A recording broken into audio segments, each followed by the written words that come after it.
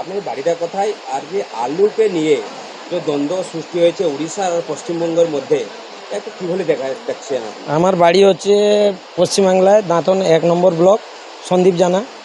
আমাদের border area, আমাদের এখানে 2 কিলোমিটার জলেশ্বর।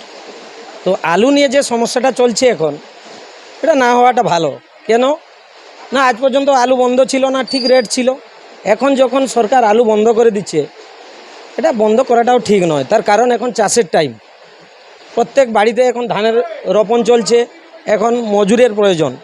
আলুটা দরকার, আলু কোনো তরকারি বা যা করুন আলুটা প্রয়োজন আছে। আলু না হলে কোনো কিছু হবে না। আপনার বেঙ্গলে এখন আলুর রেট কেজি কত আছে? আমাদের এখানে তো 30 টাকা।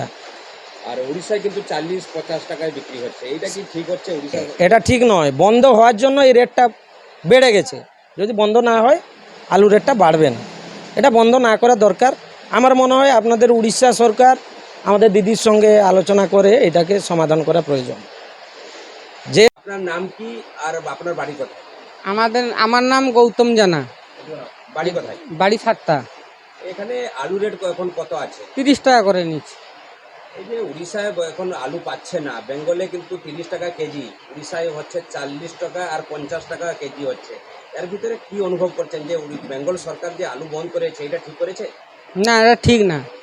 আমরা তো উড়িষ্যা থেকে কিছু পাচ্ছি, শুধু বেঙ্গল থেকে তো আলুটা আমরা বন্ধ করেছি। কিন্তু ও ও বন্ধ করে দিয়েছে, কিন্তু আমরা তো উড়িষ্যাতে আমাদের বর্ডারের পাশে আছি, আমাদের তো জলেশ্বরে যেতে হচ্ছে। কিন্তু ওটা মমতা ব্যানার্জি ঠিক করেনি।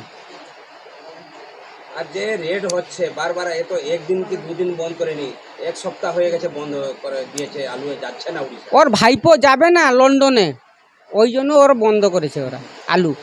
এটা কি ভাবছে, রাজনীতি কিছু আছে কি? হ্যাঁ, রাজনীতি আছে তো। উড়িষ্যায় এসে গেছে বিজেপি, ওর গা জ্বলছে। ঠিক আছে, আমি আমি একজন নাগরিক হয়ে, ভারতের নাগরিক হয়ে বলছি, ও ও উড়িষ্যায় যে বিজেপি এসে গেছে না, ও ভাবছিল কি যে যে বিজেপি যেরকম ওয়েস্ট বেঙ্গলে যখন নেই রাখবে না, ও উড়িষ্যায়ও রাখতো না। আমি সেই জন্য আমি আলু নিতে এসেছি, আমি বেশি কথা বলতে পারবো না।